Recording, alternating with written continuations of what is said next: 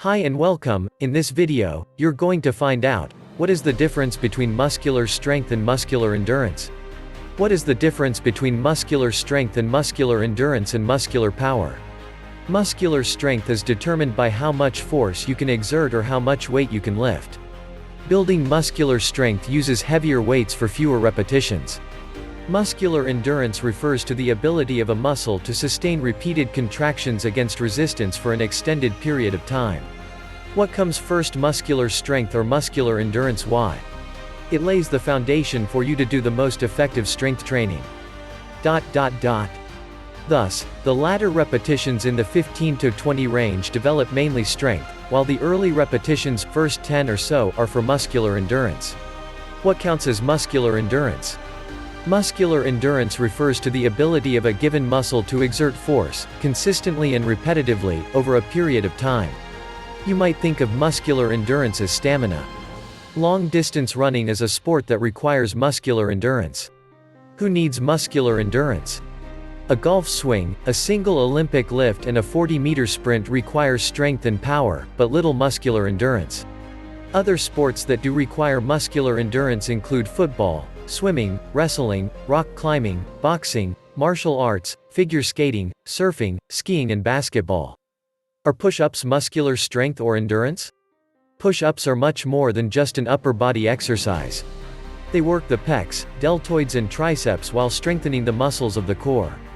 On top of improved upper body definition, push-ups build muscular endurance and create lean muscle mass that improves overall fitness and good health. What is an example of muscular strength? Practically speaking, you use muscular strength when you lift yourself out of a chair, pick up a heavy object, or push a piece of furniture. In the gym, a single repetition at a given weight is an example of muscular strength. What foods increase strength? 6 foods to increase muscle strength. Eggs. As one of nature's most complex, complete and flexible foods, eggs are the gold standard of protein. Wild salmon. With 20 grams of protein in every 100 gram serving, wild salmon will accelerate your results while sports training in Phoenix. Quinoa. Spinach. Sunflower seeds. Chicken. By now, you know that strength training is important. Yes, it gives you sleek muscles, but research shows that regularly lifting weights has a bunch of health benefits that go way beyond aesthetics. Thankfully, more group fitness classes than ever are incorporating weights into their routines. Even cardio-focused classes don't shy away from giving clients a little extra oomph, but when you lift 3 to 8 pound weights on a spin bike for 5 or so minutes, you're training your muscles very differently than when you're busting out a single super heavy bench press. That doesn't mean one type of training is better than the other, and it certainly doesn't mean you should stick to one training style all the time. In fact, that would be detrimental to your progress, as you need both muscular endurance and strength in your day-to-day life. But what, exactly, is the difference between the two? Examples: sitting up with good posture, or walking home on your commute with good stamina is a test of muscular endurance. Strength, on the other hand, is called on when you need to lift a heavy box, put a suitcase in the overhead bin, or carry a child without getting injured. Your best course of action: incorporate both into your weekly routine. But in order to do that, you need to truly understand the difference between muscular endurance and strength. We'll explain. What is muscular endurance? When you head to, say, a spin class, there's usually an upper body segment incorporated. It's typically near the end of class, and it lasts about 5 minutes. During that time, you rotate between various exercises: biceps curls, overhead presses, and triceps extensions without rest for what often feels like forever. That, in a nutshell, is building muscular endurance, which is the ability for the body to work for an extended amount of time.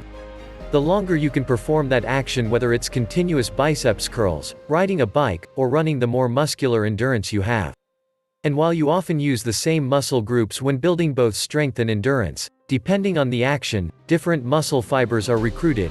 Slow twitch muscle fibers type 1 are responsible for endurance, and fast twitch fibers type 2 are responsible for strength and power. When you do endurance activities that train slow twitch fibers, you improve the ability of your muscles to use oxygen, which helps you perform longer before feeling tired. Why do I need muscular endurance? Whether it's a day-to-day life activity like when you're playing with your kids and doing chores around the house, or you're in the midst of a workout, your body needs muscular endurance. When you have a lot of it, fatigue will not set in as fast and you will be able to withstand more while using less energy. Think of it like running. Muscular strength as a sprint, and muscular endurance as a marathon, she says. The more endurance you have, the harder you'll be able to go for a longer distance. How can I improve muscular endurance? Cardio training is typically the go-to method, but lifting lighter weights for a higher number of reps can also boost endurance. Be it a bar class, climbing stairs, or swimming, choose something that challenges you and keeps you interested. Just don't expect this type of training to make your muscles visibly bigger. There is little to no increase in the size or strength of the individual muscles themselves, she says. Slowly, over time though, in typical studies, about 12 weeks, there is increased strength in individual muscles and a thickening of the muscles that occurs. So rather than focus on how you look, tune into how your body feels. If you're able to run, say, a 10K 6.2 miles in the amount of time it would normally take you to cover 6 miles, your endurance is headed in the right direction. What is muscular strength? While endurance is all about how long a muscle can perform, muscular strength is how hard it can perform. Or, in more scientific terms, it's a measure of the greatest amount of force that muscles produce during a single maximal effort. One of the most common ways to test muscular strength is the 1-rep max, lifting as much weight as you possibly can during a given exercise. The chest press and deadlift are popular choices for 1 rep, and 1 rep only. If you're ever confused about whether you're working on strength or endurance, think about the amount of weight you're lifting and how many reps you're performing, as the relationship is inversely related. Going for lighter weights and a bunch of reps somewhere in the 15 to 20 range. That's endurance. Lifting heavier weight and only a few reps, around 5 to 8. That's strength. Why do I need muscular strength? For so many reasons. Research shows it can counter bone loss and fight osteoporosis, prevent injury, and maybe even decrease your risk of cancer. Plus, the more muscles you have, the more calories your body burns at rest and over the course of a day. Here's more on the science of building muscle and burning fat. Burning more calories with zero extra effort. Yes, please. How can I improve muscular strength? Don't shy away from the heavier side of the weight rack, plain and simple. Experts have said time and time again that women do not have high enough testosterone levels to get bulky, so you can throw that excuse out the window. To get the most bang for your dumbbell, focusing on functional movements that utilize your entire body. Functional exercises are those that we, as human beings, perform regularly in our daily lives.